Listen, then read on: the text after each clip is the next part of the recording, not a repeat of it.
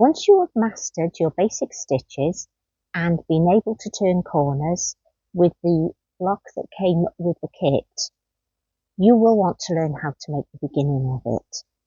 Again, remember that this is not a proper granny square. This is an easy version for beginners and is more about learning and practicing your stitches and getting comfortable with the hook and the yarn. Don't expect it to be perfectly tidy to start with, and just have fun with it. Don't worry. Your first job is to make a slip knot. Now the easiest way to do this is to pop your yarn onto the table like that. Get this bit of yarn over here and twist it on top of that yarn. Then pick up your knot and put the yarn through from the back. Pull your end. Now you will find you have a long end here which doesn't do anything, and the end that is attached to your ball is the one that creates the slip stitch.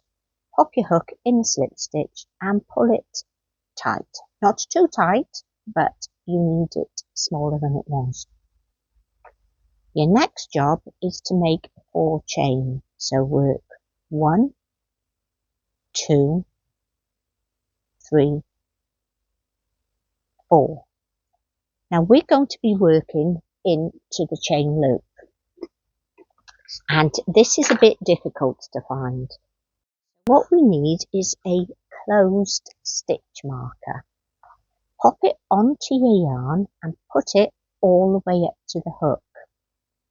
The next trick then is to pop your hook into your very first chain, yarn over and pull it through. You can see that the hook has caught in the middle of the 4 chain loop. Your next job is 1, 2, 3, 4 chain. Now again, this is not a proper granny square. This is a beginner's square that's worked into in a spiral. This is a bit different to regular granny squares. However, the basics are the same. The next bit is hook under from the front. Insert your hook into the ring, bring it up the back of the yarn and pull it through. You now have 3 loops on your hook. Hook under from the front and take the first 2 off. Hook under from the front and take the next 2 off. This is exactly the same stitches as you have been doing on the piece that you had in the kit. You need another 2 of those. And we need 1 chain. Then we need to make 3 of those. So these stitches are trebles in UK terms and doubles in US terms. And another chain and another 3 trebles.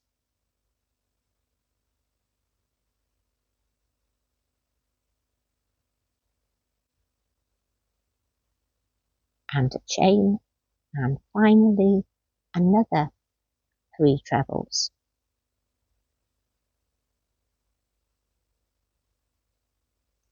And this time we don't need a chain. What we're going to do now is take that marker out of there and pop it into each of the chain spaces. Where we made the chain, the hole underneath is the chain space. 1 in there. Doesn't matter what colours you use, but it is best to go for colours that clash with the yarn that you're using so they stand out and you can see what you're doing.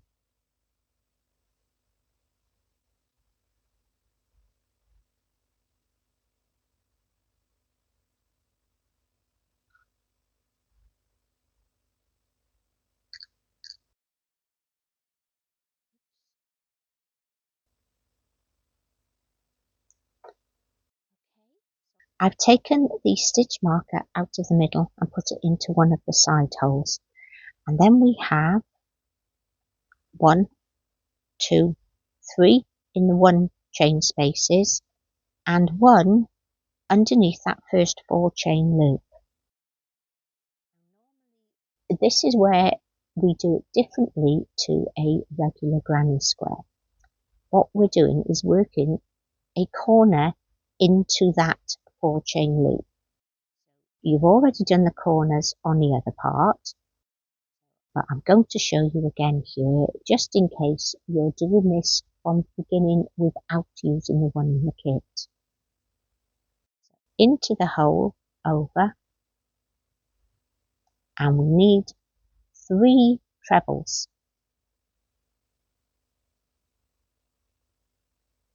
To make our corner, we then do 1 chain and 3 trebles the other side of the marker.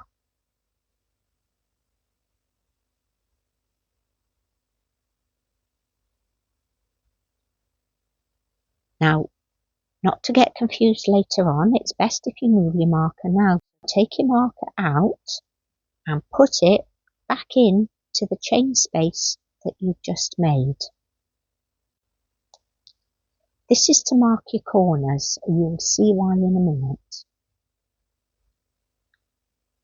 We're going to do another corner into this chain space. That's 3 trebles,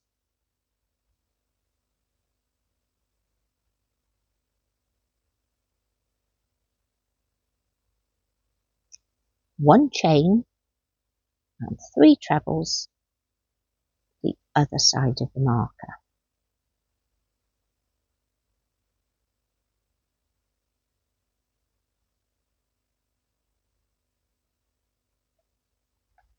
And again, take your marker out and put it back in to the chain space that you've just made.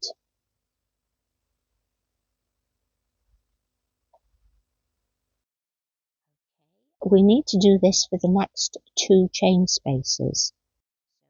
3 trebles,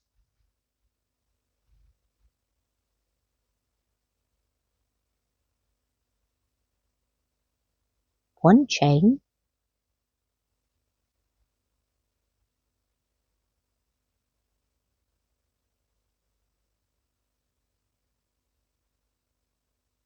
and 3 more trebles. Take your marker out and pop it back into the chain space that you've just made.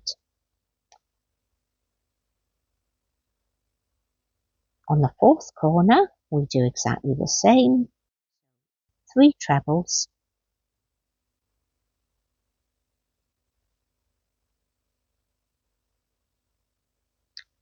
1 chain,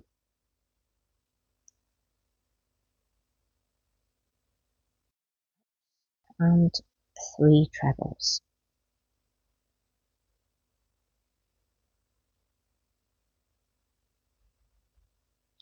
And take your marker out and pop it back into your chain space. If you've used a kit from me, this is what you will have had in your kit. You can go back to the original video to carry on with this.